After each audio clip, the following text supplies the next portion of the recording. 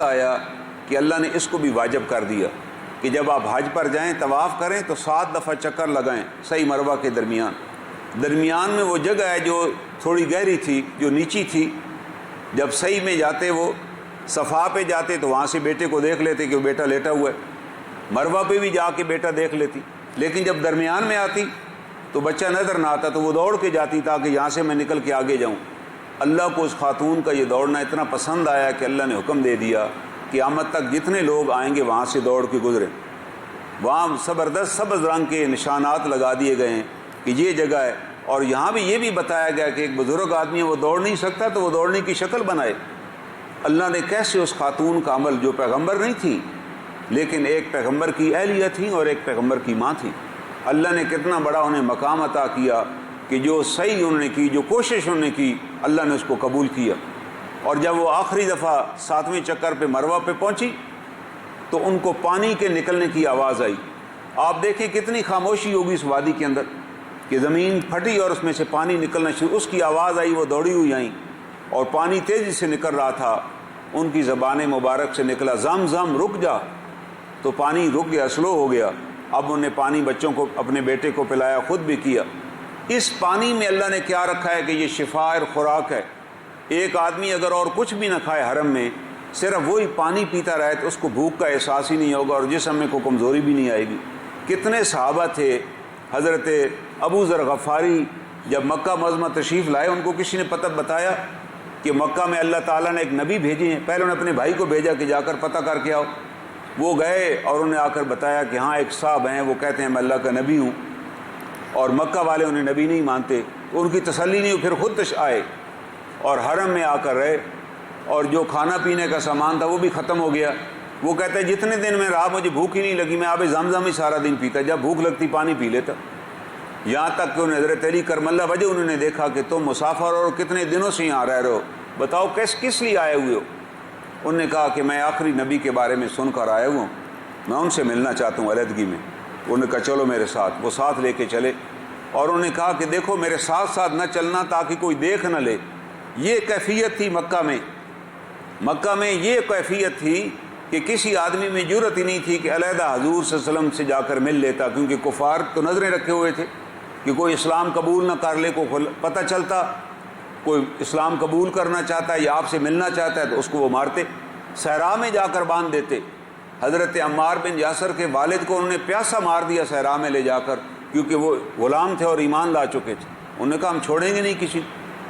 تو اس دہشت کی فضا میں حضرت علی کرم اللہ وجہ حضرت ابو ذر کو لے کے چلے اور کہا میں آگے آگے چلوں گا، تم میرے پیچھے پیچھے آنا، اور اگر راستے میں مجھے کوئی مشرک ملا تو تم میرے پاس سے آگے گزر کے چل دینا، اگر تمہیں کسی نے روکا تو میں راستے میں بیٹھ جاؤں گا اور اس کے بعد تم آ کر مجھے مل جانا۔ پھر اس طرح لے جا کر انہیں حضور صلی اللہ علیہ وسلم سے ملاقات کرائی، آپ نے انہیں دین کی دعوت دی۔ اسی وقت انہوں نے کلمہ پڑھ لیا، کہا بس آپ جو بات فرما رہے ہیں حق اور سچ ہیں۔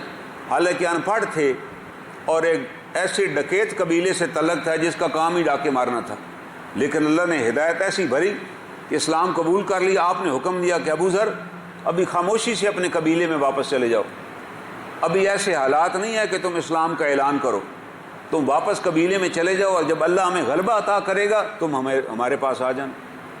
لیکن ابو ذر مانے نہیں۔ انہوں نے کہا یہ کیسے ہو سکتا ہے کہ اللہ نے مجھے اتنا بڑا نور عطا فرمایا ہے، میں نے آپ کی زیارت کر لی، آپ کے ہاتھ پہ کلمہ پڑھ لیا، اب یہ کلمہ مجھے بیٹھنے نہیں، میں اعلان کر کے جاؤں گا کہ یہ اللہ کے نبی ہیں۔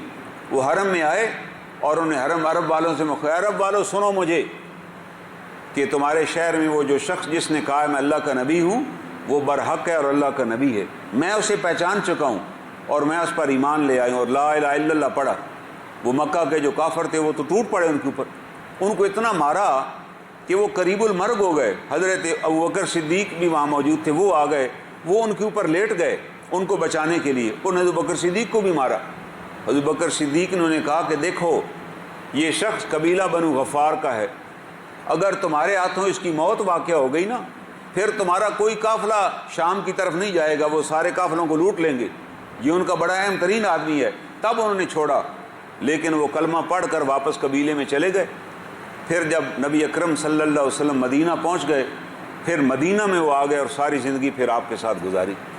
یہ ہے وہ آب زمزم، یہ ہے وہ بیت اللہ جس کو دیکھ کے حضرت ابو ذر کو اللہ نے ایمان کی دولت عطا کی۔ کیسے کدھر ڈاکے اور جہاں حضور صلی اللہ علیہ وسلم کے پاس آتے ہیں تو حضور علیہ الصلوۃ والسلام انہیں بتاتے ہیں کہ جبرائیل امین آئے تھے اور اللہ نے آپ کے لیے سلام بھیجا ہے۔ کتنا بڑا اعزاز اللہ نے ان کو زندگی میں عطا کیا کہ اللہ ان کو سلام بھیجا کرتے تھے جناب سیدنا ابو ذر غفاری کو، یہ اللہ نے ان کو مقام بخشا ہوا۔ اب اللہ تعالیٰ فرماتے ہیں وَلِلَّهِ وَمَنْ دَخَلَهُ كَانَ آمِنًا، اس گھر کی ایک اور خصوصیت ہے، جو اس کے اندر داخل ہوگا اس شہر میں اس کو امن عطا کیا جائے گا۔ آج بھی یہ امن کا حکم ہے کہ جو بھی آدمی حرم کی حدود میں داخل ہو جائے، کوئی اس سے لڑائی جھگڑا نہیں کر سکتا، کوئی اس کے ساتھ زیادتی نہیں کر سکتا، اس کو امن عطا ہو جائے گا۔ اور ساتھ اللہ تعالیٰ فرماتے ہیں وَلِلَّهِ عَلَى النَّاسِ حِجُّ الْبَيْتِ مَنِ اسْتَطَاعَ إِلَيْهِ سَبِيلًا، اس گھر پر اللہ کا حق ہے لوگوں پر کہ لوگ اللہ کے حج ادا کریں، یہ لوگوں پر لازم ہے کہ اس گھر کی زیارت کریں۔ من استطاع الیہ سبیلا، جس کے پاس استطاعت ہے وہ سفر کرے۔ ومن کفر، اور جو اس کا انکار کرے، فإن اللہ غنی عن العالمین، تو اللہ غنی ہے، اللہ کو اس کی پرواہ نہیں ہے کہ تم نہیں جاؤ گے تو اللہ کی کوئی شان کم ہو جائے گی، نعوذ باللہ من ذالک، یہ اس گھر کی کوئی ویلیو کم ہو جائے گی۔ ہر سال لوگ قرآن اندازی کرتے ہیں، لاکھ کروڑوں لوگ اپلائی کرتے ہیں، لیکن چند لاکھ کو اجازت ملتی ہے، کیونکہ سعودی گورنمنٹ نے بھی قانون بنائے ہوئے کہ جی ہم اس شہر میں 35 لاکھ یا 40 لاکھ سے زیادہ لوگوں کو نہیں آنے دیں گے، کیونکہ ہم نے انتظام کرنا ہے نا، ہم نے انتظام کرنا ہے کہ ہر آدمی کو پانی بھی ملے، روٹی بھی ملے، کوئی پرابلم بھی نہ ہو، رہائش بھی ملے، تو ہم نے 40 لاکھ لوگوں کا انتظام کیا ہوا ہے، اس سے زیادہ کو ویزا ہی نہیں دیتے۔ اس سے اندازہ لگا لیں کہ کبھی یہ نہیں ہوا کہ اس دفعہ جناب بندہ ہی کوئی نہیں وہاں پہنچا، سوائے وہ بیماری جب پھیل گئی تھی تو وہ شریعت کا حکم تھا جب بیماری پھیل جائے تو جہاں بیماری ہو وہاں سے بھی نہ نکلو اور جہاں بیماری پھیلی ہو وہاں بھی نہ جاؤ، یہ حدیث شریف ہے۔ اس کے تحت انہوں نے ان دنوں پابندیاں لگائیں، اب کوئی پابندی بھی نہیں۔ تو آپ اندازہ لگا لیں کہ لوگ جو حج کر چکے ہیں، جو نہیں کر چکے ان کی بھی خواہش ہے کہ ہم جائیں، اور جو کر چکے ہیں ان کی بھی خواہش ہے اللہ میں دوبارہ بار بار لے جائے۔ یہ اس گھر کی فضیلت ہے، اس کو مثابۃ للناس کہا گیا، وہ جگہ جہاں لوگ بار بار آتے ہیں۔ آپ کسی کو نہیں کہہ سکتے کہ بھائی آپ نے حج کیا، آپ وہاں کیوں جا رہے ہیں؟ وہ کہتے نہیں جی میں جانا چاہتا ہوں، اللہ نے مجھے وسیلہ دیا ہوا ہے۔ آپ جب ایک دفعہ حج کریں گے اور اللہ سے مانگیں گے تو اللہ آپ کو وسیلہ عطا کر دے گا۔ اللہ ہی لے جانے والے بڑے بڑے پیسے والے لوگ ہیں جن کے پاس بڑا پیسہ ہے مگر کبھی حج کیا ہی نہیں ہے، یاد رکھیے گا۔ اس پر بھی بڑی وعید ہے کہ اللہ کے رسول صلی اللہ علیہ وسلم نے فرمایا کہ جس آدمی کے پاس وسیلہ تھا، وسائل تھے، سفر بھی کر سکتا تھا اور پھر بھی حج نہیں کیا، پھر اگر وہ مر جائے تو یہودی ہو کر مرے گا یا عیسائی ہو کر مرے گا، اسلام سے اس کا کوئی تعلق ہی نہیں۔ تو اس کو ٹالنا نہیں چاہیے کہ جی کر لیں گے ہم۔ پاکستان میں ہم نے یہ رواج بنایا ہوا ہے کہ جی ابھی تو میرے بچے چھوٹے چھوٹے ہیں جن کی میں شادیاں کروں گا تو جاؤں گا۔ اس وقت انسان چلنے پھرنے کے قابل بھی نہیں ہوتا۔ صرف پاکستان، ہندوستان اور بنگلہ دیش، ان 3 ملکوں کو جو حاجی ہیں نا، وہ حج کر کے آئیں تو آتے ہی فوت ہو جاتے ہیں عموماً، وجہ کہ وہ جاتے ہی اس عمر میں ہیں بیچارے جب چل پھر ہی نہیں سکتے، جبکہ جب ٹھیک ٹھاک ہوتے ہیں وہ جاتے نہیں۔ جبکہ آپ دیکھیں ملائیشیا ہے، ترکی ہے، انڈونیشیا ہے، شام ہے، مصر ہے، بیرونی ممالک کے جو مسلمان ہیں وہ نوجوانی کی حالت میں حج کرتے ہیں۔ آپ ملائیشیا اور انڈونیشیا کے لوگ دیکھیں گے وہ شادی سے پہلے حج کر لیتے، کہتے جی شادی کرنی ہے، جب شادی پہ اتنا خرچہ کرنا ہے تو کیوں نہ پہلے حج ہم کر لیں، اس فریضے کو ادا کریں۔ یہ اصل حکم ہے اور یہ بڑا ضروری ہے، ورنہ میں نے ایک صاحب تھے میرے بڑے جاننے والے، بڑے مالدار تھے، پھر ایک ایسا وقت آ گیا کہ ان کی مجھے کال آئی، کہنے لگے جی اب میں چل بھی نہیں سکتا اور کھڑا بھی نہیں ہو سکتا، اب موت قریب ہے اور میں حج نہیں کر سکا، کیونکہ ہر سال اگلے سال جائیں گے، یہ کر لیں وہ کر لیں، اب بتائیں میں کیا کروں؟ میں کہا بھائی آپ پھر کسی بندے کو بھیجیں حج بدل آپ کی طرف سے ادا کرے، کیونکہ آپ تو اس قابل نہیں ہیں کہ ٹور چل پھر بھی سکتے۔ تو یہ موضوع اس لیے حکم دیا گیا کہ صحت کی حالت میں اپنے اعمال کو کرو اور فراوانی کی حالت میں اللہ کی راہ میں مال خرچ کرو۔ ایسا نہ ہو کہ وقت آ جائے آپ کہیں جی میں مدد تو کرنا چاہتا ہوں لیکن میرے پاس تو پیسے ہی نہیں، خرچ ہو گئے۔ خرچ کریں گے اللہ کی راہ میں تو برکت آ جائے گی، سفر کریں گے اللہ کی راہ میں تو آپ کو اللہ اور توفیق عطا فرما دے گا۔ یہ بھی یاد رکھیے، یہ اللہ کی شان ہے۔ آپ دنیا میں ہم کسی کے یہاں جاتے ہیں نا شادی کے اوپر، تو ہم جا کر کچھ خرچہ کرتے ہیں وہاں پر، کچھ تحائف لے جاتے ہیں، اور وہ لوگ جو بڑے اچھے اخلاق والے ہوتے ہیں، جو بڑے کریم ہوتے ہیں، جب ان کے یہاں سے ہم شادی پہ پلٹتے ہیں نا وہ بھی کچھ تحائف ساتھ دے دیتے ہیں کہ جی آپ وہاں اتنے دور سے آئے تھے، یہ آپ ہماری طرف سے 2 جوڑے کپڑوں کے لے جائیں، یہ بھی چیزیں لے جائیں، کیونکہ آپ تو جی وہاں سے لاہور سے آئے ہوئے تھے ہماری شادی میں شرکت کے لیے، ہم آپ کو خالی ہاتھ نہیں جانے دیں گے۔ تو دنیا میں ایک کریم آدمی اگر یہ اخلاق کا مالک ہے، سخی آدمی کہ نہیں یار مجھے اس مہمان کا اکرام کرنا ہے، تو اللہ تعالیٰ تو اکرم الاکرمین ہے۔ یہ اللہ کی شان کے خلاف ہے کہ آپ حج کرنے جائیں، آپ 6-7 لاکھ خرچ کریں اور وہ آپ کو پھر بعد میں محروم کر دے، آپ کو محتاج بنا دے، یہ اس کی شان کے خلاف ہے۔ وہ جتنا آپ نے خرچ کیا ہوگا اس سے زیادہ آپ کو عطا کرے گا۔ یہ اللہ کی سنت ہے، یہ اللہ کا قانون ہے کہ آپ میرے گھر میں آئے ہیں، آپ میرے مہمان تھے، آپ نے اتنا خرچہ کیا، اب اگلے سال کی میری ذمہ داری ہے۔ آپ کو کوئی آدمی نہیں ملے گا جو کہے کہ جی میں حج پہ گیا تھا تو میرا کاروبار تباہ ہو گیا، میں حج پہ گیا تھا تو سارے پیسے ہی خرچ ہو گئے، میرے پاس کچھ، یہ قانون فطرت کے خلاف ہے، یہ اس رب کی شان کے خلاف ہے جو آپ کو اپنے گھر بلا رہا ہے۔ وہ کہہ رہا ہے میرے گھر آئیے، آپ نیت کریں، آپ نیت کریں گے تو اللہ وسائل عطا کر دے گا۔ وسائل جمع کرنے سے نہیں ہوتے کہ جی میں جمع کروں گا تو نہیں، ایسے تو ہو ہی نہیں سکتا۔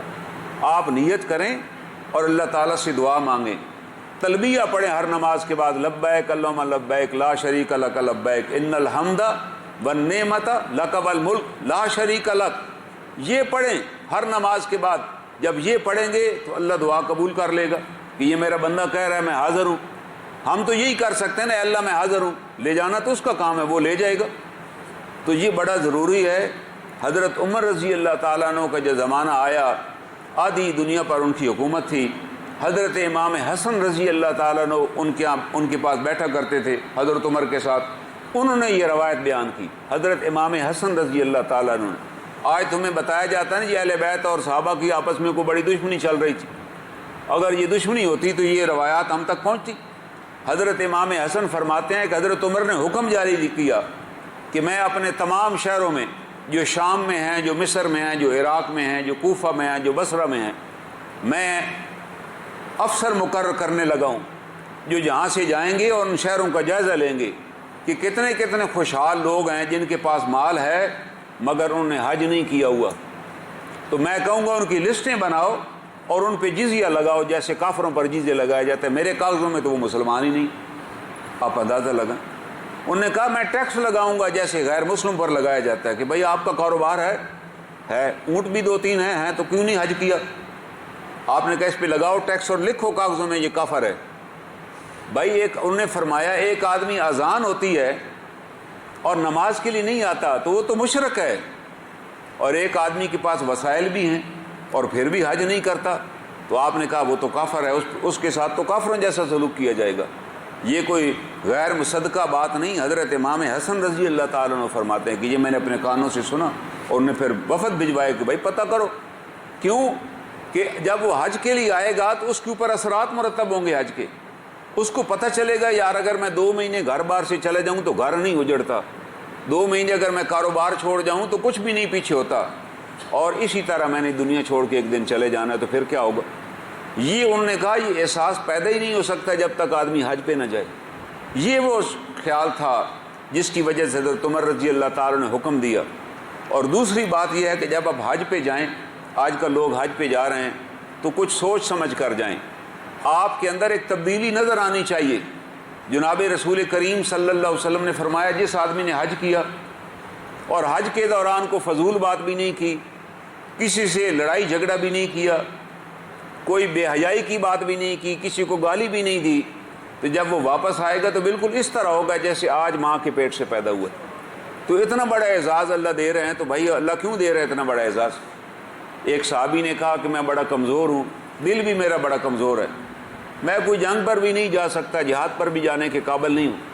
آپ نے کہا میں کیوں نہ تمہیں ایسا جہاد بتاؤں جس میں کانٹا بھی نہیں چبھے؟ اس نے کہا بتا۔ آپ نے کہا تم حج پہ چلے جاؤ، یہی تمہارا جہاد۔ کتنی بڑی بات آپ نے بتائی۔ اسی طرح حضرت جنید بغدادی رحمۃ اللہ علیہ کے پاس ایک صاحب آئے، آپ کو بتایا گیا کہ یہ حج کر کے ہے، آپ نے اس کی طرف دیکھا، اس کے چہرے پہ حج کے کوئی اثرات نہیں تھے۔ دیکھیں ایک آدمی یہاں ہمارے ساتھ رہتا ہے، کاروبار کرتا ہے، پڑوسی ہے، جاننے والے ہیں، پہلے بھی لڑتا جھگڑتا رہتا ہے، گھر والوں کے ساتھ بھی اسی طرح اس کی تو تکار رہتی ہے، محلے میں اس کا وتیرہ یہی ہے۔ اب اگر حج کر کے آ کے بھی اسی طرح ہے تو اس کا مطلب ہے وہ حج کا حق نہیں ادا کر سکا۔ حضرت جنید نے اس کو دیکھا کہ یار یہ بندہ تو اسی طرح ہی ہے جیسے یہاں سے گیا تھا، آج بھی اسی طرح ہی اس کے۔ آپ نے کہا کہ تم حج کر کے آئے ہو؟ اس نے کہا جی میں حج کر کے آئے۔ آپ کہنے لگے کہ جب تم یہاں سے روانہ ہوئے تھے حج کے لیے تو تم نے طے کر لیا تھا کہ اپنی فلاں فلاں بات کو تم چھوڑ دو گے، فلاں، کیا تم نے جائزہ لیا تھا کہ میرے اندر کیا کیا خامیاں ہیں؟ اب میں حج کے لیے جا رہا ہوں نا تو ان کو چھوڑ دوں گا، کوئی تم نے سوچا تھا؟ کہنے لگے جی میں نے تو نہیں سوچا تھا۔ کہنے لگا پھر تم حج پہ روانہ ہی نہیں ہوئے۔ بھئی آپ تو پھر روانہ ہی نہیں ہوئے۔ انہیں فرمایا کہ جب تم نے احرام باندھا میقات پہ پہنچ کے، اپنے کپڑے اتارے، احرام باندھا، اس وقت تم نے طے کر لیا تھا کہ فلاں فلاں عادت جو میرے اندر ہے، لوگوں کو گالیاں دینے کی، وعدہ خلافی کرنے کی، لوگوں کی امانت میں خیانت کرنے کی، اس کا طے کیا تھا کہ آئندہ نہیں کرنا، اب میں احرام باندھ رہا ہوں، یہ تہیہ کیا تھا؟ اس نے کہا جی بالکل میں نے کوئی تہیہ نہیں کیا۔ آپ نے کہا پھر تو نے احرام بھی نہیں باندھا، پھر آپ نے احرام کی طرف باندھا، آپ نے تو کپڑے صرف بدلائے نا، آپ نے اندر سے وہ چیز تو نکالی نہیں جس کے لیے آپ وہاں سفر پہ گئے تھے۔ پھر انہیں فرمایا کہ جب تم نے وہاں طواف کیا تھا اللہ کے گھر کا، کیا تمہیں اللہ نے اپنا مشاہدہ کرایا تھا کہ حق کیا چیز ہے؟ کون سی ایسی ذات ہے جس کے لیے ہم اپنے کپڑے اتار لیتے ہیں اور 2 چادریں باندھ لیتے ہیں؟ دنیا میں مجھے کوئی بندہ کہے کہ جی آپ میرے گھر پہ انوائٹڈ ہیں، ایک چادر نیچے باندھ لیں گے، اوپر باندھ کر آئیں گے تو میں آپ کو کھانا کھلاؤں گا، میں کبھی بھی نہیں جاؤں گا، میں کہوں گا دفعہ ہو جاؤ یار، میں وہی لباس پہنوں گا جو میں گھر پہنتا ہوں۔ کوئی جائے گا بندہ کہ جی میں چادر ایک نیچے اور اوپر پہن کے جاؤں گا کھانا کھانے کے لیے؟ آپ کہیں گے جا یار تو شکل نہ مجھے دکھانا۔ لیکن یہ کیا وجہ ہے کہ اتنا لمبا سفر مجھے کہتے ہیں جی آپ نے گھر سے نہیں ایئرپورٹ پہ یہ پہن کے بیٹھنا ہے؟ ہم میں سے کوئی نہیں کہتا کہ نہیں یار، وہ کہتا ہے میقات رستے میں آتا ہے تو آپ نے احرام میں جانا ہے، ہمیں اس پروٹوکول کا پتہ ہے، اگر اس میں نہ گئے تو حج ہی قبول نہیں ہوگا۔ ہم اتار دیتے ہیں کپڑے، ایک ہی گھر ہے جس کے لیے لباس اتارا جاتا ہے اور خاص لباس پہنا جاتا ہے، وہی 2 چادریں جو مرتے وقت بطور کفن ہمیں پہنائی جائیں گی۔ اللہ کہہ رہا ہے پہنیے، پہن کے دیکھیے آپ کیسے لگتے ہیں۔ آپ یہ نہ پہنے کہ جی میں نے بڑا سوٹ پہنا ہوا ہے تو برانڈڈ ہے تو یہ ہے تو وہ ہے۔ اللہ تعالیٰ فرما رہے ہیں کہ بھائی 2 چادریں ان سلی سفید رنگ کی آپ نے پہننی ہیں، یہ ابھی پہن لو، ابھی پہن کے دیکھو کیسے لگتے ہو تم، یہ تمہاری ٹوٹل اوقات ہے۔ اور اس چادروں میں کوئی جیب بھی نہیں لگی ہوگی کہ آپ کہیں جی میں نے احرام میں 2 جیبیں بھی لگوا لی تھی نا، احرام میں کوئی نہیں جیب لگوا سکتے۔ ساتھ ویسے کو تھیلا گلے میں لٹکا لیں پاسپورٹ کے لیے یا خرچے کے لیے، تو پیسے رکھنے نا، شریعت نے کہا ہے گھر سے نکلتے وقت زیادہ راہ لے لیں۔ یہ نہیں ہے کہ حج پہ چل پڑیں تو رستے میں مانگ کے کھائیں گے، وہ حج ہی قبول نہیں ہوگا۔ اگر آپ کے پاس کچھ نہیں ہے پاس تو پھر آپ پہ حج فرض ہی نہیں ہے، آپ آرام فرمائیں، آپ کا شمار حاجی میں ہوگا، کیونکہ آپ کے پاس وسائل ہی نہیں ہے نا، قرضہ لے کے تو حج آپ نے نہیں کرنا، حکم ہی نہیں۔ تو انہوں نے کہا کہ یار پھر تمہیں اللہ نے مشاہدہ ہی نہیں کرایا اپنے گھر کے اندر، جب تم آ گئے اللہ کے گھر کو تم نے دیکھا، اس کو دیکھ کے تم نے دعا مانگی اور وہ دعا اللہ نے تیری ادھر ہی قبول کر لی، تمہیں نہیں پتہ چلا کہ تم نے کیا مانگا اور اللہ نے کیا قبول کیا؟ اس نے کہا جی مجھے تو اس کا احساس ہی نہیں، بس طواف کر لیا تھا، دعا مانگی واپس آ گیا، یہ بھی یاد نہیں کیا دعا مانگی تھی۔ کہتا پھر تو نے طواف بھی نہیں کیا، اور اللہ کے بندے تو نے تو پھر طواف ہی نہیں کیا۔ پھر تم نے جب صحیح مروہ کیا تھا، اس پہاڑیوں کے درمیان دوڑے تھے، تمہیں پتہ چلا تھا اس ماں نے اپنے بچے کو بھی چھوڑ دیا تھا اور اس کے درمیان وہ دوڑی تھی، اور اس کے خاوند نے اسے وادی میں چھوڑا تھا غیر ذی زرع میں، اور اس نے اپنے خاوند سے پوچھا تھا آپ ہمیں کیوں چھوڑ کر جا رہے ہیں؟ حضرت ابراہیم علیہ السلام نے کوئی جواب نہیں دیا، وہ دوڑی حضرت ابراہیم کے پیچھے کہ ہمیں اس وادی میں کیوں چھوڑ کے جا رہے ہیں جہاں نہ بندہ نہ بندے کی ذات، نہ پانی نہ سبزہ نہ درخت، پہاڑی پہاڑ ہیں۔ تیسری دفعہ پھر وہ دوڑی، اور یہ ابراہیم علیہ السلام نے پھر بھی جواب نہیں دیا۔ اب وہ کہنے لگی کہ آپ ہمیں اللہ کے حکم سے چھوڑ کے جا رہے ہیں۔ ابراہیم علیہ السلام نے سر مبارک ہلایا، اس نے کہا بس آپ جائیے، ہمیں اللہ ضائع نہیں کرے گا۔ یہ وہ ایمان تھا اس خاتون کا، کیا ہم اپنے، کیا تم اس طرح حضرت ابراہیم جس طرح تمہارے ذہن میں یہ تھا کہ اپنے بیوی بچہ تم اللہ کے حکم سے چھوڑ کے آ گئے ہو اور تم یہاں دین کے لیے صحیح کر رہے ہو، تمہیں اس بات کا احساس ہوا کہ اللہ ہی میرے بچوں کا پالنے والا ہے، اب میں آیا ہوا ہوں تاکہ تمہارا ایمان پختہ ہو جائے اللہ کی ذات کے اوپر؟ کہنے لگا یہ تو مجھے خیال ہی نہیں ہے، بس میں نے جلدی 7 چکر پورے کیے جی، کہ 7 چکر پورے کراؤں اور بال کٹاؤں اور آگے چلے جاؤں۔ انہوں نے کہا جب تم عرفات میں پہنچے تھے تو عرفات کے اندر تم نے کھڑے ہو کر اللہ سے معافی مانگی، یہ وہی میدان ہے اسی میدان کو مسطح کر دیا جائے گا، اور قیامت والے دن اسی طرح لوگ ایک میدان میں کھڑے ہوں گے، اپنے اعمال کو یاد کریں گے۔ وہاں تم نے اللہ تعالیٰ سے اپنے سارے گناہوں کی معافی مانگی؟ کیا اللہ نے تیرے دل میں ڈال دیا کہ ہم نے تیری حاضری قبول کر لی، ہم نے تیرے گناہ معاف کر دیے، تو گناہوں کو یاد کر کے رویا؟ اس نے کہا نہیں جی، بس میں بھی عرفات میں تھا، بتایا گیا تھا عرفات کے میدان میں پہنچنا ہے، بس جلدی سے نماز پڑھی اور آمین کر کے آگے جیسے ہم یہاں دعا مانگتے۔ آپ نے کہا پھر تو تجھے عرفات کی حاضری بھی نصیب نہیں ہوئی، آپ کو بھائی حاضری نہیں نصیب ہوئی۔ پھر آپ نے اس سے پوچھا کہ جب تم نے جمرات پہ تم جب گئے تھے اور تم نے کنکریاں ماری شیطان کو، تو کیا تو نے طے کر لیا تھا کہ آج تو میں شیطان کو کنکریاں مار رہا ہوں، اپنی زندگی میں جب واپس لوٹ کے جاؤں گا تو اپنے برے دوستوں سے بھی اسی طرح کنارہ کشی اختیار کروں گا، اپنے برے ہم نشینوں کو چھوڑ دوں گا، اپنی وہ ساری بری کمپنی جہاں ساری خرابیاں ہم کرتے ہیں ان سے میں معافی مانگ لوں گا کہ بھائی آج کے بعد میں نے آپ کے ساتھ نہیں بیٹھنا، کیونکہ آپ کے ساتھ بیٹھنے سے میرے دین کا نقصان ہے۔ نہ آپ نماز پڑھتے ہیں، جب میں آپ کے ساتھ ہوتا ہوں میں بھی نماز نہیں پڑھتا، آپ جو کچھ کھاتے پیتے ہیں وہ میرے لیے حرام ہے، اب میں توبہ کر کے آ چکا ہوں۔ کیا تو نے تہیہ کیا تھا کہ کس کس دوست اور کے ساتھ تعلق رکھنا اور کس دوست کو خدا حافظ کہہ دینا ہے؟ تم ایک طرف تو شیطان کو کنکریاں مار رہے ہو، پھر تم ان شیطانوں کے ساتھ تم نے جا کر پھر انہی کے ساتھ بسنا ہے جن سے تم نجات حاصل کرنے کے لیے تم نے سوچا تھا کہ فلاں فلاں دوست سے میں اب کنارہ کشی اختیار کروں گا، کیونکہ اس دوست کے بڑے دوست کو تو میں کنکریاں مار رہا ہوں۔ اس نے کہا یہ تو جناب میں نے نہیں سوچا، بس مجھے تو یہی تھا بس جلدی جلدی ساتھ کنکریاں مار کے نمبر پورے کروں، نگ پورے کروں اور واپس آ جاؤں۔ انہوں نے کہا اللہ کے بندے تو نے تو پھر کنکریاں بھی نہیں ماری، تو نے تو کچھ نہیں کیا۔ آپ نے کہا دوبارہ جاؤ، دوبارہ اگلے سال سفر حج اختیار کرو اور اس یقین کے ساتھ حج ادا کرو کہ میں نے اپنا پورا جائزہ لینا، جب تم واپس آؤ گے تم وہ نہیں ہوگے جو یہاں سے گئے تھے۔ بھائی آپ نے تہیہ ہی نہیں کیا کہ میں نے چھوڑنا کیا ہے، میں نے تو یہ طے کیا ہوا جناب 15-20 دن کا سفر ہے، بس کھانا پینا اور واپس آ جانا، وہاں بھی جھگڑا یہاں بھی جھگڑے۔ تو بھائی آپ نے پھر کیا کیا؟ آپ نے تو وقت ضائع کیا، آپ نے تو اللہ تعالیٰ کی اس نعمت کو ٹھکرا دیا۔ جیسے آپ کے گھر ایک مہمان آئے اور آپ اس کو کہیں جناب یہاں بیٹھیے، آپ کہیں میں یہاں نہیں بیٹھوں گا میں وہاں بیٹھوں گا، پھر وہ کہے یہ کھائیے، آپ کہیں میں یہ نہیں کھاؤں گا میں وہ کھاؤں گا۔ جب 5-10 دفعہ یہ کہیں گے تو ہو سکتا ہے وہ آپ کو گھر سے نہ نکالے کہ اس کی شان کے خلاف ہے، لیکن ناراض ضرور ہوگا کہ یار یہ کیسا بدتمیز مہمان ہے کہ نہ میری بات سنتا ہے نہ میری بات مانتا ہے، حالانکہ وہ آپ کی دیکھ بھال کر رہا ہے، آپ کی خدمت کرنا چاہتا ہے۔ تو سفر میں جب آپ جائیں تو بس آپ مہمان بن کر رہے ہیں کہ جہاں میں بٹھایا جائے ہم وہاں بیٹھیں، جہاں میں کھڑا کیا جائے ہم وہاں کھڑے رہیں۔ وہ لوگ لائن میں ہمیں کھڑا کرتے ہیں ایئرپورٹ پہ، ہم شروع کر دیتے ہیں گالیاں دینا کہ یار ان کو تمیز نہیں ہے۔ بھائی نہیں، آپ صرف تلبیہ پڑھیں، آپ نے اور کچھ نہیں کرنا۔ جب مدینہ طیبہ جا رہے ہیں تو آپ درود شریف پڑھیں، آپ چاہے کھڑے ہیں آپ عبادت کی حالت میں کھڑے ہیں، آپ کو اگر انہوں نے شرطے نے روک دیا چوک پہ تو آپ حالت عبادت میں ہیں۔ ایک صحابی جناب رسول مقبول صلی اللہ علیہ وسلم کے ساتھ تھا، میدان عرفات کی طرف جا رہے تھے کہ اونٹ سے گرا اور اس کی گردن ٹوٹ گئی۔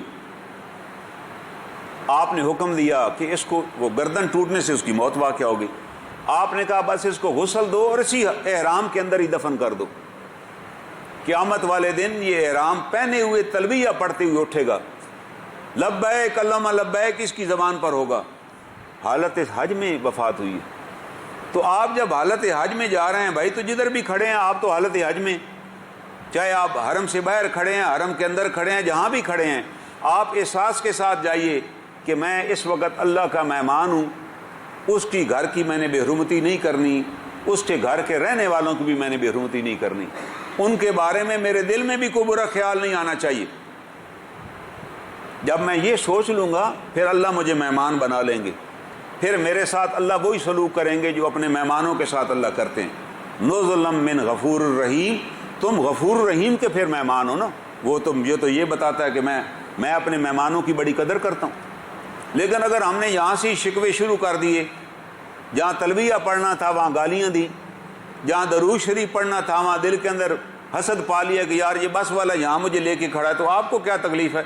آپ کا تو میٹر چل رہا ہے نا، آپ تو اللہ کے سفر میں نکلے ہوئے ہیں، چاہے آپ حرم کے اندر ہیں یا حرم کے باہر ہیں۔ آپ کو تو مسئلہ، آپ کو تو بتایا گیا ہے کہ آپ جب بیت اللہ کی طرف جا رہے ہیں آپ نے تلبیہ پڑھنا ہے، لبیک اللہم لبیک، اور جب رسول مقبول صلی اللہ علیہ وسلم کے روزے کی طرف جا رہے ہیں آپ نے درود شریف پڑھنا ہے، بس 2 کام آپ کے ذمہ، آپ نے تیسرا کام تو کرنا ہی نہیں۔ آپ جدھر بھی کھڑے ہیں آپ درود شریف پڑھیں نا، آپ کو کیا پرابلم ہے؟ جو درود شریف وہاں پڑھا جاتا ہے یہاں بھی جو پڑھا جاتا ہے ہمارے ایمان ہے۔ ایمان اس لیے ہے کہ جناب رسول کریم صلی اللہ علیہ وسلم نے فرمایا کہ تمہارا درود میرے پاس پیش کیا جاتا ہے، مجھے بتایا جاتا ہے یہ فلاں بن فلاں کی طرف سے آپ پر سلام بھیجا گیا ہے، اور میں اس کو سنتا ہوں اور جواب دیتا ہوں۔ یہ ہمارا ایمان ہے بھائی، ورنہ ہم کیوں درود شریف پڑھیں؟ آپ نے کہا کہ میں سنتا ہوں، تو جب آپ سن رہے ہیں تو ہمیں بڑے ادب اور احترام سے پڑھنا ہے بھائی۔ ایک آدمی میرا ایک دوست میری بات سن رہا ہے تو میں کتنی پیار اور چاہت کے ساتھ اس سے بات کروں گا کہ یار یہ میرا دوست اتنی دور سے آئے ہوئے، جب یہاں سے ہزاروں کلومیٹر دور جناب رسول مبین صلی اللہ علیہ وسلم ہمارا درود سن رہے ہیں۔ آپ نے فرمایا اللہ نے ایک دنیا میں ایک بہت بڑا فرشتہ قائم کر دیا ہے، جیسے ٹاور ہوتا ہے نا، ایک ٹاور لگا ہوا ہے نا، وہ آپ کال یہاں سے امریکہ سے آتی ہے تو ٹاور کے ذریعے آپ کے موبائل میں آ جاتی ہے، اور بعض جگہ کال نہیں آتی، آپ کہتے ہیں جی ہمارے علاقے میں ٹاور ہی نہیں ہے اس لیے کالیں نہیں آتی، موبائل سگنل پرابلم ہے۔ لیکن اللہ تعالیٰ کے سگنل سینٹر میں کوئی پرابلم نہیں۔ اللہ کہتے ہیں ہم نے حضور علیہ الصلوۃ والسلام نے بنایا کہ اللہ نے ایک فرشتہ مقرر کر دیا ہے جو ایک بگیسٹ ٹاور ہے پوری دنیا کے اندر، اور دنیا میں جہاں بھی درود شریف پڑھا جاتا ہے وہ فرشتہ اس کو وصول کرتا ہے اور میری خدمت میں پیش کر دیتا ہے کہ فلاں بندے نے، فلاں آپ کی امتی نے، وہ تعارف کراتا ہے یہ امتی آپ کا فلاں کا بیٹا ہے۔ عرب میں یہ رواج تھا کہ جب آپ کسی سے ملتے تو آپ کو بتاتے کہ میں عمر بن خطاب ہوں، میں علی بن ابو طالب ہوں، میں حسین بن علی ہوں۔ آپ پڑھیں نا نام، کسی بھی جگہ نام کے ساتھ ولدیت دی ہوتی ہے، وہ کہتے نہیں والد صاحب بتائیے بھائی کون ہے۔ اس لیے تو عربوں نے پوچھا تھا جناب رسول اللہ صلی اللہ علیہ وسلم سے کہ جی اللہ تعالیٰ کا باپ کون ہے؟ جناب آپ ہمیں روز بتاتے ہیں کہ ایک اللہ کی عبادت کریں، اللہ کا شجرہ نسب تو بتائیے، اللہ کا کیا شجرہ نسب ہے جناب؟ ان کے والد صاحب کون ہیں، ان کا قبیلہ کون سا ہے، برادری کون سی ہے، نسل کون سی ہے ان کی؟ اللہ نے اس کا جواب دیا۔ اللہ نے کہا بتائیے میرا تعارف، قل هو اللہ احد، آپ بتائیے اللہ ایک ہے، اللہ الصمد، وہ بے نیاز ہے، لم یلد، اس نے کسی کو نہیں جنا، ولم یکن لہ احد، نہ اس کو کسی نے جنا ہے نہ وہ کسی کو جنے، وہ لا شریک ذات ہے۔ یہ اللہ کا نسب نامہ ہے۔ یہ سورۃ کل جو ہے اس کی بڑی اہمیت ہے، اس کو جتنی دفعہ پڑھیں گے آپ کے اندر توحید رچ جائے گی۔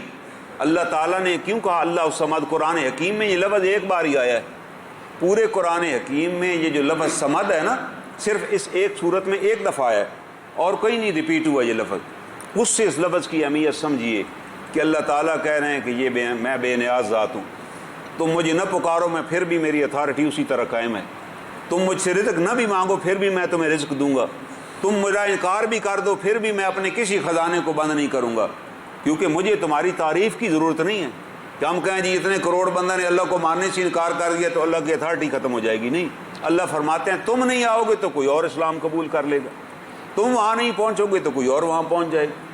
یہ اللہ کا نظام ہے۔ اللہ فرماتے ہیں قل هو اللہ احد اللہ الصمد لم یلد ولم یکن لہ کفوا احد۔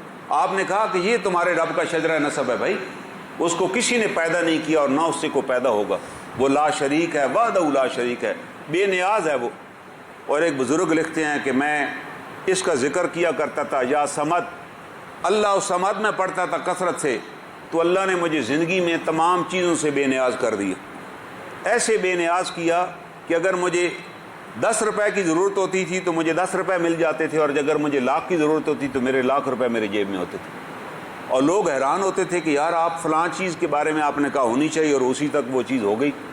کس نے ان سے پوچھا، اس نے کہا میرے بزرگ نے مجھے بتایا تھا کہ اللہ الصمد کا ذکر کیا کرو، اللہ تمہیں دنیا کی چیزوں سے بے نیاز کر دیں گے۔ میں کسی چیز کا فکر ہی نہیں کرتا، جو چیز چاہوں جس کی ضرورت ہوتی ہے اللہ مجھے عطا کر۔ اللہ ہی تو خزانوں کے مالک ہیں، اللہ ہی تو خزانوں کے مالک ہیں نا۔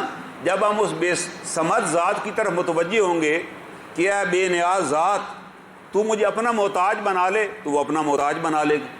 اگر میں کہوں کہ یا الہ العالمین مجھے فلاں فلاں کا محتاج بنا جن کے دروازوں پہ جا کر میں مانگ رہا ہوں، اللہ میں ادھر دھکیل دے کر کہ جاؤ ادھر جاؤ کھلے کھاؤ اور مانگو ان سے۔ اللہ آج ہم کیوں دنیا میں ذلیل ہو رہے ہیں؟ کبھی ہم IMF کے دروازے پہ پڑے ہوئے ہیں، کبھی کسی اور کے دروازے پہ، جی قرضہ لینا ہے، او بھائی قرضہ بعد میں لیں، آپ اپنے خرچے تو کم کریں نا۔ ہم کیسے قرضے سے نکل سکتے ہیں؟ جب ایک بندہ خرچہ اسی طرح کر رہا ہے اور ساتھ کہہ رہا ہے میں بڑا مقروض ہوں، تو آپ کہیں گے یار عقل کی بات کرو نا، یہ آپ نے اتنا قیمتی سوٹ، اتنی قیمتی جوتی، اتنا قیمتی کھانا۔ جناب رسول مقبول صلی اللہ علیہ وسلم نے فرمایا کہ ایک آدمی اگر مقروض ہے کہ میں مقروض ہوں، کو میرے ساتھ حادثہ پیش آ گیا، کوئی بھی آدمی مقروض ہو سکتا ہے، اللہ ہمیں قرضے سے بچائے، یہ بہت بڑا عذاب ہے قرضہ لینا کسی سے، اللہ ہمیں بچائے۔ آپ نے فرمایا جو آدمی مقروض ہے اس کے لیے جائز نہیں ہے کہ وہ ہانڈی روٹی سالن کے ساتھ روٹی کھائے، نہ، اس کو چاہیے کہ گھر کے اندر سرکہ رکھ لے اور سرکے میں روٹی ڈبو کے کھائے۔ جب سرکے سے روٹی کھائے گا نا، پھر اللہ اس کی قرضے کا ادا کرنے کا سبب بنا دیں گے، اللہ دیکھ لیں گے کہ یہ میرا بندہ کتنی قربانی کر رہا ہے۔ کیونکہ جب ہم ہانڈی گھر پکاتے ہیں نا اور ہانڈیاں پکاتے ہیں تو بات پھر ہزاروں میں چلی جاتی ہے، لیکن جب گھر والے سارے سرکے سے کھائیں گے اور پتہ ہوگا کہ سرکہ اس دن کھانا ہم نے ہانڈی کے ساتھ کھانا ہے، جب ہمارا قرضہ اتر جائے گا پھر گھر کا ہر فرد کہے گا کہ یار میں نے 1000 روپے کا جوڑا نہیں، میں تو 200 کی قمیض لے لوں گا یار۔ پھر میں کہوں گا کہ یار جی جوتا ٹوٹ گیا ہے تو 20 روپے دے کے مرمت کراؤں گا، نیا میں نے نہیں خریدنا، کیونکہ ہم مقروض ہیں بھائی، ہمارا قرض اتر جائے گا۔ چین ہمارے بعد آزاد ہوا ہے اور چین نے 10 کروڑ ڈالر قرضہ لیا ہوا تھا، 10 کروڑ ڈالر صرف روس سے، اور روس نے کہا کہ جی اب آپ آزاد ہو گئے ہیں، یا تو آپ ہمیں لیڈر مانیں اس علاقے کا، کیونکہ ہماری کمیونزم ہے۔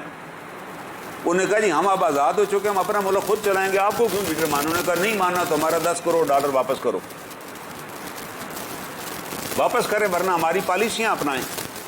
تو موز تانگ نے اسی وقت قوم کو حکم دے دیا، اس نے کہا سنو، آج کے بعد قوم کا ہر فرد ایک طرح کا جوڑا پہنے گا، ایک پینٹ اور ایک شرٹ، یہی ہوگا، اس کے علاوہ کوئی بندہ اور ڈریس پہن ہی نہیں سکتا، یہ کپڑے کا رنگ ہوگا۔ سرکاری فیکٹریوں کو آرڈر دے دیے گا کہ یہ کپڑا بنائیں، ہر بندے کو کہیں کہ یہ 2 جوڑے خریدے، تیسرا جوڑا نہیں ہونا چاہیے آپ کے پاس، چاہے صدر ہے، وزیر اعظم ہے یا نواب آف کالا باغ ہے، جوڑے یہی 2 پہنے گا۔ تو پوری قوم نے وہ 2 جوڑے پہن لیے۔ اس نے ریشم کے کپڑے وہاں بنتے تھے، آپ کو یاد ہوگا 2 گوڑا بوس کی کپڑا تھا جو چائنا سے آتا تھا، اس نے کہا کوئی چینی 2 گوڑا بوس کی نہیں پہنے گا۔ دنیا جہان کے کاسمیٹکس وہاں بنتے تھے جو خواتین اس نے کہا کوئی چینی خاتون یہ استعمال نہیں کرے گی، ہم نے بنانا اور بیچنا ہے، کیوں؟ ہم نے قرضہ اتارنا ہے بھائی۔ اور 2 سال کے اندر اس نے 10 کروڑ ڈالر کا قرضہ اتار کے ان کے منہ پہ مارا۔ اس نے کہا بھائی ایک ہی سڑک ہے وہاں پر جہاں سے وزیر اعظم اور سارے رہتے ہیں، اس نے کہا بھائی صبح بس آئے گی، سارے وزیر، وہ بس فلاں جگہ کھڑی ہوگی، ملک کا وزیر اعظم بھی اور وزیر بھی اسی ایک بس میں بیٹھ کے جائیں گے سیدھے دفتر، اور وہی ان کو 5 بجے شام کو لے آئے گی۔ کسی کے پاس، اس نے کہا گاڑی کی کیا ضرورت ہے بھائی، ہر بندہ گاڑی لے کے جا رہا ہے، کیا ضرورت ہے گاڑی؟ آپ ایک محلے میں رہ رہے ہیں، آج ہمارا وزیر اعظم جو وزراء ہیں ان کا ایک ہی ٹاؤن ہے اسلام آباد میں، منسٹر انکلیو سارے وہاں رہتے ہیں، دفتر بھی ایک ہی ہے، ہر ایک کے ساتھ 10 گاڑیاں ہوتی ہیں، تو قرضہ کدھر سے اترے؟ ہمارا سابق وزیر اعظم ماشاءاللہ ہیلی کاپٹر پہ آتا تھا، 98 کروڑ روپیہ اس کے ہیلی کاپٹر کا خرچہ آ گیا۔ آپ پڑھیں نا اخبار میں، دنیا کا مہنگا ترین وزیر اعظم ہم نے رکھا ہوا تھا۔ اب بھی وزیر اعظم جو اب ہے وہ بھی یہی کر رہا ہے، وہ کہتا ہے یار وہ اس نے 98 کروڑ جہازوں پہ اڑائے، میں 10 گاڑیاں لے کے نکلوں گا۔ ہمارا ہر وزیر 10 گاڑیاں لے کے نکلتا ہے، تو قرضہ کدھر سے اترے گا بھائی؟ جس دن وہ طے کر لیں گے نا کہ گاڑی ایک ہی ہوگی بھائی، دفتر جو ایک جگہ ہے تو گھر بھی ہمارے ایک جگہ ہے، تو ہمیں کیا ضرورت ہے 20 کاریں لے جانے کی؟ اس دن ہمارا قرضہ اتر جائے گا، اس دن قوم بھی طے کر لے گی۔ وہاں اس موز تانگ نے کہا میں بھی ایک جوڑا پہنوں گا، آپ بھی ایک جوڑا پہن، مثال دے دی۔ ان کے آرمی کے افسران بھی پیتل کے رینک لگاتے تھے، اس نے کہا خبردار، پیتل اس لیے نہیں ہے کہ ہم کندھوں پہ اٹھائے پھریں، اتارو سارے، رنگ سرخ رنگ کی پٹی لگاؤ، یہاں پتہ ایک پٹی لگاؤ تو پتہ چلے یہ میجر ہے، 2 لگاؤ تو پتہ چلے کرنل ہے، بس پٹی لگائیں، کوئی پیتل لگانے کی ضرورت نہیں ہے۔ ہماری تو گاڑی کی نمبر پلیٹیں بھی پیتل کی بنی ہوتی، ہمارے اندر پتہ ہی نہیں لگتا کہ یار ہم کو مقروض قوم ہے۔ بصیت مجموعی اگر ہم یہ طے کر لیں نا ہمیں قرضہ ادا کرنا ہے، تو ساری قوم 1 سال میں ہی سارا قرضہ ادا کر سکتی ہے، اگر ہم اپنے اللہ تللے ختم کر دیں، جس کی کوئی ضرورت ہی نہیں۔ مجھے حکیم نے کہا کہ میں اپنے بیٹے کی شادی کروں اور 500 بندے بلاؤں، کیا جناب رسول کریم صلی اللہ علیہ وسلم نے اپنی بیٹی کی شادی پر 500 بندے بلائے تھے؟ اگر آپ حضرت فاطمہ رضی اللہ تعالیٰ عنہ کی شادی پر پورا مدینہ طیبہ بلا لیتے تو سارے آ جاتے، طائف بھی لے کر آتے نا۔ لیکن آپ نے کیا کیا؟ آپ نے عصر کی نماز پہ صحابہ کو بتایا کہ آج میں اپنی بیٹی کی رخصتی کرنے لگا ہوں۔ حضرت عثمان کو کہا کہ حضرت علی سے پوچھو اس کے پاس کیا کچھ ہے تو آپ اس کا انتظام کریں۔ انہوں نے کہا جی میرے پاس ایک زرہ ہے، ڈھال ہے میرے پاس جو جنگ میں کام آتی ہے۔ تو 50 درہم کی وہ ڈھال حضرت عثمان نے خرید لی ان سے، اور 50 درہم میں ان کے گھر کا سامان خرید لیا۔ وہ بستر خرید لیے، کو 2-3 برتن خرید لیے، ایک چھاگل خرید لی، ایک چکی خرید لی۔ لوگ روزانہ چکی پہ گھر آٹا پیستے تھے۔ یہ چیزیں لا کر انہیں دے دی۔ اسی دن ان کی رخصتی ہو گئی۔ حضرت علی نے صحابہ کو کہا کہ بھائی میں ولیمہ کرنا چاہوں۔ انہوں نے کہا بس آپ سارے مسجد میں آ جائیں، ہم سب اپنے گھروں سے کھانا لائیں گے۔ سب نے مل کے کھانا کھایا، اور حضرت عثمان رضی اللہ تعالیٰ نے وہی ڈھال حضرت علی کو تحفتاً پیش کر دی کہ آپ تو جنگوں میں جاتے رہتے ہیں، یہ میری طرف سے ہدیتاً وصول کر لیجیے۔ شادی ہو گئی۔ کوئی بندہ باہر سے نہیں شریک ہوا، کسی کو آپ نے بتایا ہی نہیں۔ جو مسجد میں تھے بتا دیا کہ بھائی رک جائیے، دعا ہونی ہے، آج میں بیٹی کی رخصت کرنے لگا ہوں۔ یہ سنت ہے، اس پر ہمارا عمل ہی نہیں۔ ہمارا عمل کسی اور چیز کے اوپر ہے۔ جب ہمارے اندر یہ ساری روایات آ جائیں گی جو یہودیوں والی ہیں، جو ہندوؤں والی ہیں، جو انگریزوں والی ہیں، تو پھر تو ہم مقروض ہی ہوں گے بھائی۔ اللہ تعالیٰ سے دعا ہے اللہ تعالیٰ ہمیں قرضے کی لعنت سے بچائیں اور ہمیں آزاد اور غیرت مند قوم کے طور پہ زندہ رہنے کی توفیق عطا فرمائیں۔ اس میں ہمارے سارے حکمران بھی شریک ہیں جتنے گزرے ہیں، ہمارے سارے جج اور جرنیل بھی مجرم ہیں، اور ہم خود بھی مجرم ہیں بھائی۔ ہم نے کون سا اپنے آپ کو بہتر کیا ہوا ہے؟ اللہ تعالیٰ سے دعا ہے اللہ تعالیٰ ہمیں ان آیات کی معرفت نصیب فرمائے۔